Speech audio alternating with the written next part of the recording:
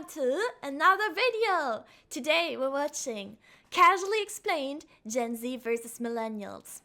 I'm a Gen Z, I'm a Zoomer. Unlike common assumptions, I'm not a hag, I'm a Zoomer. Okay, let's go. This video is sponsored by Incogni. Yay! When someone says they were born in the year 2002, I automatically think, damn, this is the oldest looking 6-year-old I've ever seen. I was born 2003. Well, I won't be using that one when they ask me about the island. I was born in 1996, making me just barely a millennial, meaning I'm somewhat of an expert on my older cohort who thinks doggo, pupper, adulting, and having an actual wedding to a real person they love is still a thing, while also being able to tell Gen Z that making fun of us for skinny jeans doesn't do anything. We inherited housing prices and 3 financial crises from the baby boomers. You will not even remotely psychologically affect us. You will not even remotely psychologically affect most of us. The first thing we have to do is obviously define the generations, which in the textbook is 1981 to 1996 for millennials and 1997 to 2012 for Gen Z. Wait, 2012 is still Gen Z? That's 13-year-olds, bro.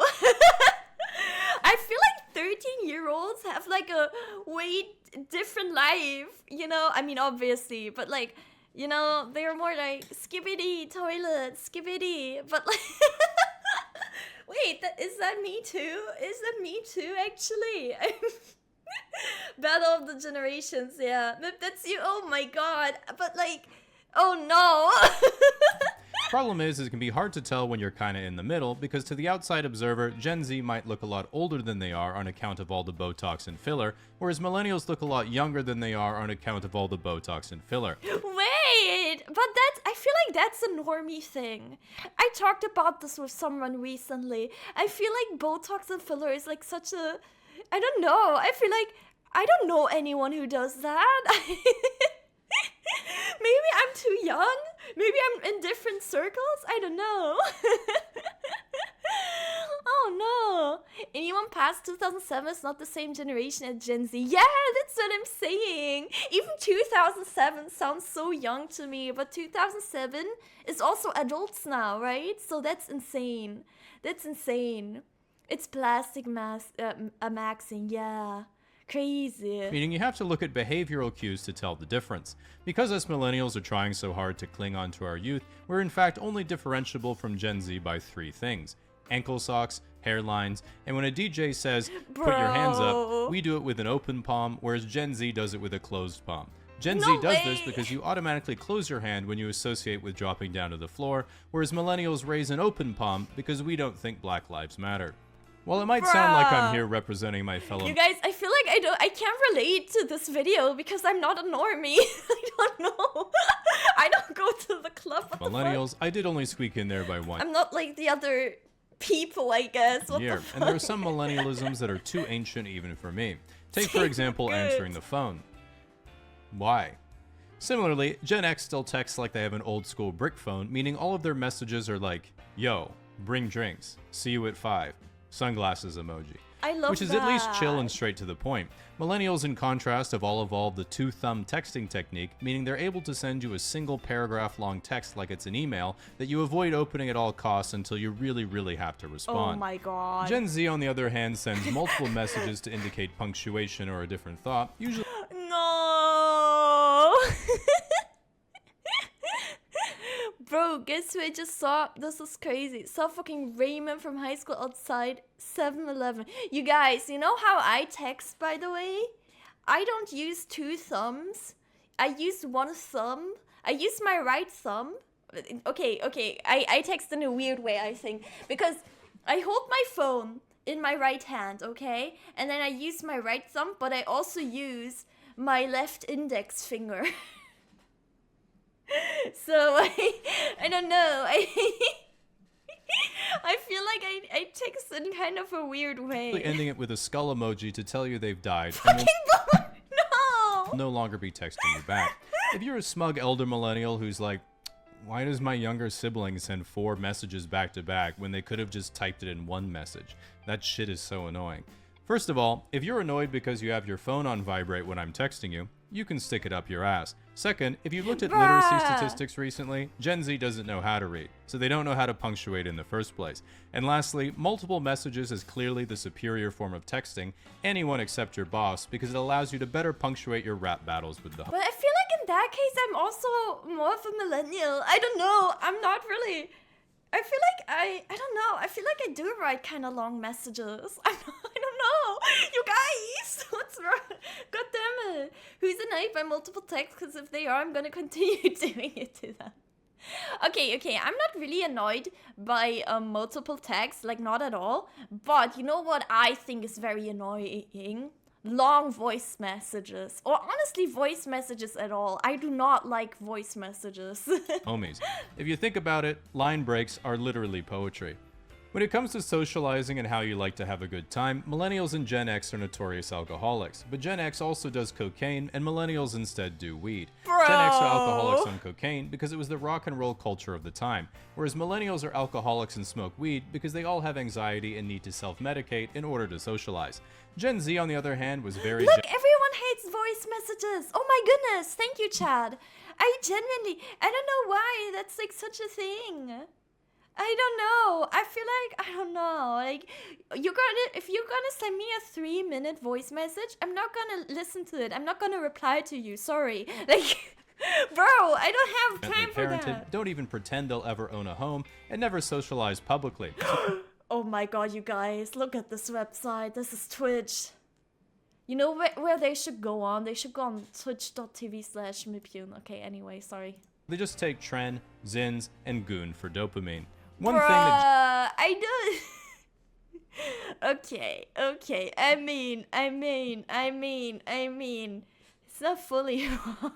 Gen Z clearly outdid the millennials on is their slang, because just like high school, millennials also blundered the language on more than one occasion, coining such terrible turns of phrase as doggo, adulting, epic win, on fleek, it's Epic lit fam, win is swag, so funny. I can't even, I did a thing, and calling any type of knowledge hacks. You guys, millennial slang sometimes reminds me of like Reddit words, you know? Doggo. No, that's real. It's real. My one friend does it all the time. I write a short message asking something simple. You answer with 3 minutes of voice message. Yeah, exactly. That's what I'm saying. God damn it. Contrast, Gen Z slang had a stranglehold on our broader vocabularies right away. For example, here's some Gen Z slang you hear all the time, which I will now translate in case it's not clocking to you. Let him cook. He's in the process of doing something well that isn't cooking, so don't interrupt him. She ate. She looked good or did something well that isn't eating. Riz. Charismatically flirting. Crash out. Mental breakdown. Dude, I feel like in like 50 years, Gen Z slang is gonna sound so weird. Like, right now, those are like normal words for me at least. Like, crash out is like a normal word for me. But I feel like in 50 years, oh no. Shit slaps. It's really good. Fire. It's really good. Hits different. It's really good. Bussin'. It's really good. Gas. It's really good. Gas? No cap. For real. On God. For real. True. For real. Facts. For real. Deadass. Okay, but true is not slang, is it? For real. For real. For real. For real. One thing that older millennials have a terrible take on is that Gen Z has bad fashion. Gen Z has great fashion, especially compared to us millennials at the same age. Besides, when most millennials were teenagers, social media hadn't been invented yet, so instead of growing up trying to imitate the most liked Instagram trend, we had peace, contentment, and mixed and matched our clothing like a hand-me-down buffet exactly to our own taste. We didn't dress to impress, we dressed to express our deep cultural anxiety and fear of bothering our parents in case the baby boomers got mad at us, which they pretty much always were. You might not like it, but this was peak millennial fashion. To prove that Gen Z has I mean, yeah. better fashion than millennials. In today's social media, it's common for an influencer to be chatting up girls on the street like, yo, you're so pretty, can I get your number? And she's like, I'm 16. And the guy's like, oh my god, you can't be 16. What? I gotta get out of here, chat. Back in my day, you'd already know they were 16 because we were all ugly. Furthermore, Gen Alpha now thinks that point-and-shoot digital cameras give a cool vintage look, meaning guess what? Low-rise bedazzled jeans are getting thrifted, and American Apparel hoodies are right around the corner. We are so back, baby. At the end of the day, ask most millennials, and we sort of feel we grew up in the best era to be kids, but the worst era to be adults. Gen Z, on the other hand, just thinks, wait, things were actually good? As an example, when someone said, I mean, I don't know. I feel like I mean, I'm happy to be alive right now. I'm a VTuber, you know. Time is truly a circle. That's true. That's true. Says make America great again, Gen Z thinks you can't make something great again if it was always trash. But baby boomers think, I remember when me and Steve worked for Chrysler and Detroit was the richest city in the whole world. I bought a house for me, my wife, and my 8 brothers and sisters back when we were 23.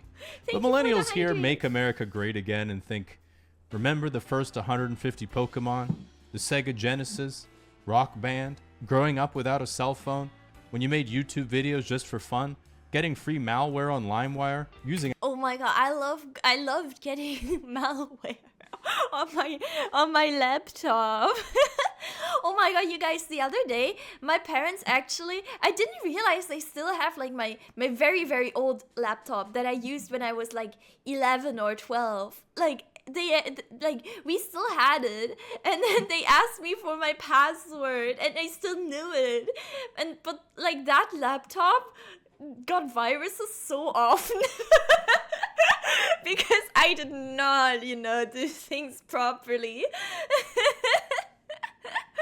God damn it. The beer app is so funny too, though. I remember that as well. An iPod Touch to pretend to drink beer?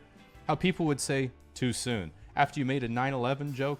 Remember how badly we fucked up our teenage years, but it didn't matter because we had no social media? Remember smog? As I was reading this, I got nostalgic and remembered some more things, so I redid the video so I could keep going. Remember Deltora Quest? What's ordering Deltora things from the Quest? Scholastic Book Fair? The Bermuda Triangle? Bruh! You know what's funny about the Bermuda Triangle, okay? I mean, I'm not a millennial, but still. For some reason, I always thought the Bermuda Triangle would have a bigger role in my life. Do you know what I mean? What happened to the Bermuda Triangle? I don't know. Is it still a thing? Is it still a thing? Same with quicksand? Yes, exactly. Or sinkholes, that kind of stuff. That's so funny. Because I feel like in shows, the Bermuda Triangle was always talked about, or like quicksand as well. Like, what the heck? Why did they make it such a big topic sometimes? Oh my god. Remember burning a CD? That's a brain Remember rot CD sound. drives in the first place? Remember when DLC was just another game called an expansion pack? Remember rewinding a VHS before you returned it to Blockbuster? I do not. I was remember. not alive, I think. Anyway, us millennials are going to go stare at the Winamp visualizer for a while. You guys can talk amongst yourselves. Now, unlike me and most of the people I know who can't remember anything, nearly everything that you've done online is remembered forever somewhere, which is why you should consider today's sponsor, Incogni. As we both know, your online activity is not just stored forever between the two of us in our OnlyFans DMs, but also by data brokers who resell your information online to whoever wants to get their grubby little hands on it. You might have heard the saying, if you're not paying for the product, you are the product. This wasn't the case for LimeWire, that was just piracy, but nowadays it's pretty much true.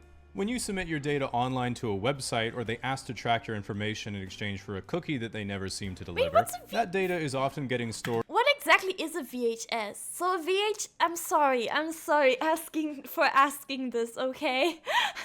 But so is a VHS, did it just do the same as a DVD? And resold to third parties who might want to scam, spam, or God forbid call you on the phone. Incogni acts on your behalf to request that these large brokers remove your data, which they're obligated to do upon request, but rely upon no one actually doing that because it would be really annoying. I'm sorry, I didn't want you guys to feel old, but it's like a videotape. Okay. But does it have also a little thing like a DVD? Because I remember obviously DVD players and stuff. Does it have the same thing? Take ages. Here's my running dashboard since I've started using it, and you can see it saved me over 100 hours. My only complaint is I'm not sure who Melissa is. They could have sent me a picture first. Additionally, with their new custom removals plan, if you found your personal information on websites like whitepages.com or online databases you'd rather it not be in, you're able to submit a URL to the incognito team who will work to remove your personal information from eligible sites. Wait, so, okay guys, I'm sorry, I'm gonna let him finish, but if you have a VHS, does that mean you can technically cut it? You can edit it by just cutting it and gluing it together? Is it that old? Is it like that? Yes? Keep in mind, if you made a Insane. cringe Reddit post years ago or robbed a bank, it doesn't work on that. You have to You live with could? your mistakes on that That's one. so cool! If you'd like to give incognito a try, use the code CASUALLY at the link in the description and save 60% off an annual plan. Yay! You heard him, Chad. If you're interested, it's in his description. The link to the video is in my description. And yeah, that was silly. I do always, it's kind of silly. I do always feel like millennials are like much older than me. I don't know, even though they aren't necessarily, yeah. When is MIP's homemade indie movie on VHS being released? Dude, if there's a way to record something like that, I think that would be so much fun. But yeah, thank you YouTube for watching. If you enjoyed, please like and subscribe. Come over to Twitch to watch me live. Subscribe to Casually Explained. And yeah, I'll see you in the next one. Bye YouTube! Bye bye!